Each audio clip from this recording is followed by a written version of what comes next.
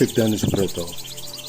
Kalau mendengar penuturan Taat Sugriwa tadi, bahwa wilayah yang akan direbut adalah Karangbatu, Karangkepodang, dan Lembu Ampal, maka untuk membuktikan bahwa manusia kembar yang datang dari zaman kita adalah Hirman dan Herlan, kita harus ikut berperang menjadi lawan Hirman dan Herlan. Kita harus membantu lawan. Setelah usai dalam keadaan lengah, Hirman maupun Herlan kita culik. Tentu prajurit yang mengawal dalam keadaan kurang waspada karena mabuk kemenangan. Masalahnya adalah di antara kita tidak ada yang pandai berkuda. Maklum, biasa naik mobil maupun motor. Padahal untuk membawa lari Hirman dan Herlan dibutuhkan kuda. Sedang untuk mengetahui di mana Dakon disembunyikan, terbukti seperti analisa Diana dari awal bahwa Dakon dapat salah gunakan untuk mencelakai orang. Pasti Dakon ada di dalam kerajaan Rangkoko. Pertanyaannya adalah, siapa teman kita yang sukarela mau diselundupkan masuk dalam istana kerajaan? Taat Sugriwa, bagaimana menyelundupkan salah satu dari kita yang sebesar ini? Sementara penjagaan istana kuat sekali. Pasti Rangkoko memiliki alat detektor karena sudah mengenal listrik. Biar nasionalisasi. Jawabannya adalah kesanggupannya dulu. Soal caranya nanti pasti ketemu. Apakah Kak Sugriwa bersedia untuk diselundupkan sana? Cek dan Subroto. Apa yang dikatakan Diana benar adanya, Taat Sugriwa. Yang terpenting ada kata kesanggupan dulu. Soal cara menyelundupkan adalah gampang. Nanti Boy dapat melakukan dengan mudah. Sementara Yoseko dan Diana mengawasi keselamatan akan hambatan yang pasti akan timbul. Mendengar Boy Gatot, Yoseko dan Diana yang akan mengawal, tanpa ragu Taat Sugriwa menyanggupin. Taat Sugriwa, ya, aku sanggup diselundupkan ke sana. Pelaksanaannya aku serahkan kepada Jack.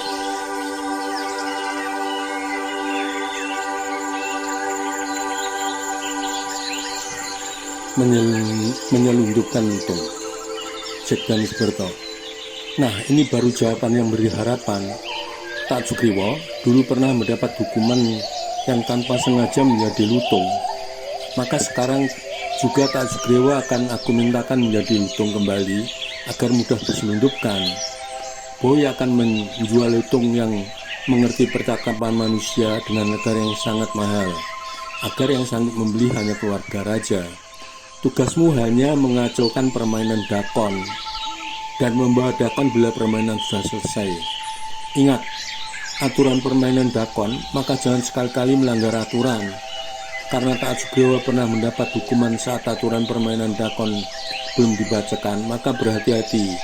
Jangan sampai terhukum untuk yang kedua kali.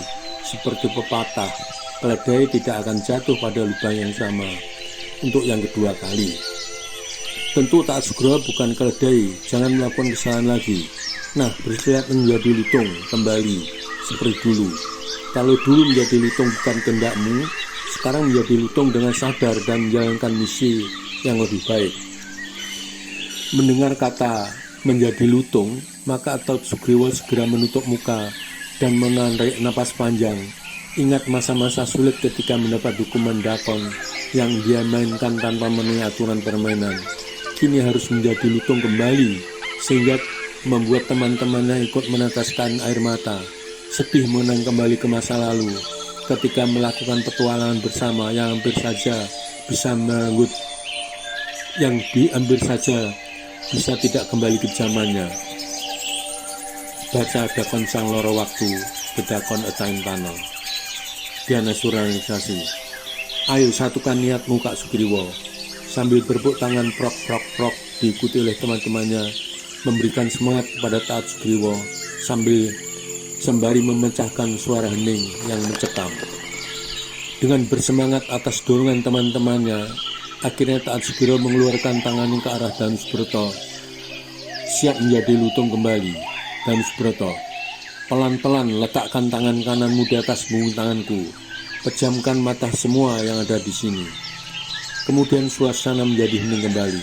Terdengar angin merdu, dalam sekejap Taat Sugriwa berubah menjadi lutung yang mengerti bahasa manusia tetapi tidak mampu berbicara, lebih menonjol naluri binatangnya. Jack Danisberto. Nah boy, sekarang menjadi tugasmu kembali menemani Lutung untuk diselundupkan ke istana Rangkoko. Sementara Yosekot dan Sunaringsasim mengawasi jalannya penyelundupan Lutung agar tidak ada gangguan. Boy Gatot. Siap Jack. Malam masih disinari bulan purnama. Boy Gatot dengan memanggil Lutung berjalan pelan-pelan sembari menunggu Yoseko dan Diana Sunaringsasim pergi sungai pamit mencari batu kali. Segera setelah selesai mereka berjalan cepat menyusul Boy yang lebih berjalan lebih dulu agar dapat beriringan meninggalkan hutan tempat tinggal sementara menuju ke wilayah Rangkoko agar supaya pagi sekali sudah sampai ke wilayah Rangkoko untuk menjual lutung. Boy Gatot menyamar sebagai pemburu, sementara Yoseko dan Diana Sunaringsasim menyamar sebagai pedagang kaya dengan menggunakan ikat pinggang kain berisikan benda menonjol agar dikira bekal untuk penukaran pembelian. Maklum jual beli masih menggunakan tukar-menukar barang layaknya barter. Pagi sekali ketika embun pagi belum hilang dari pandangan, ketiga orang itu sudah sampai di wilayah Rangkoko. Tempat pertama kali yang dikunjungi adalah pasar yang ramai orang menjual dan membeli kebutuhan sehari-hari. Boy Gatot berteriak menawarkan, dijual murah, Lutung yang pandai menari. Maka Lutung mendengar teriakan Boy langsung menari-nari. Bak manusia mengikuti tepuk tangan berirama Boy, sementara Yoseko dan Diana Sunaringsasim berdiri seolah sebagai penonton yang tidak mengenali Boy Gatot dan Lutung, bahkan ikut tepuk tangan mengikuti irama tepuk tangan Boy Gatot. Tentu saja pakai itu perhatian orang-orang yang ada di pasar ingin melihat tingkah laku Lutung yang lucu. Bukan saja ingin melihat Lutung, melihat Diana Sunaringsasim, wanita cantik yang ikut tepuk tangan membuat orang gagal fokus. Sehingga banyak yang ikut tepuk tangan mengiringi joget Lutung, terutama anak-anak. Tiba-tiba ada pedagang kaya bertanya dengan angkuhnya, "Hai Lutung, mau dijual berapa? Biar paman saja yang piara." Kata Boy Gatot, "Aku jual tukaran 2 genggam emas paman." Pedagang kaya, "Wah mahal amat, Lutung jelek begitu jual seharga 2 genggam emas. Dengan 2 cisinku ini saja bagaimana?" Atas tawaran itu Boy Gatot melihat ke arah Lutung sambil berkata, "Belum dapat paman. Laki perempuan itu sudah menawar dengan segenggam emas, belum aku berikan." Lutung menolak. Mendengar kata Lutung jelek, seketika Lutung marah, mengeluarkan taringnya sambil berbunyi kek kek. Lutung mengguyang-guyang tapak tangannya sebagai bahasa penolakan. Kemudian jempolnya diturunkan ke bawah. Melihat kelakuan Lutung, tentu saja penonton yang kebanyakan anak-anak dan sebagian orang tua tertawa terbahak-bahak. Tentu saja pedagang kaya tersebut marah, terutama melihat jempol Lutung yang diarahkan ke bawah. Kemudian pedagang kaya, "Apa artinya jempol ke bawah itu?"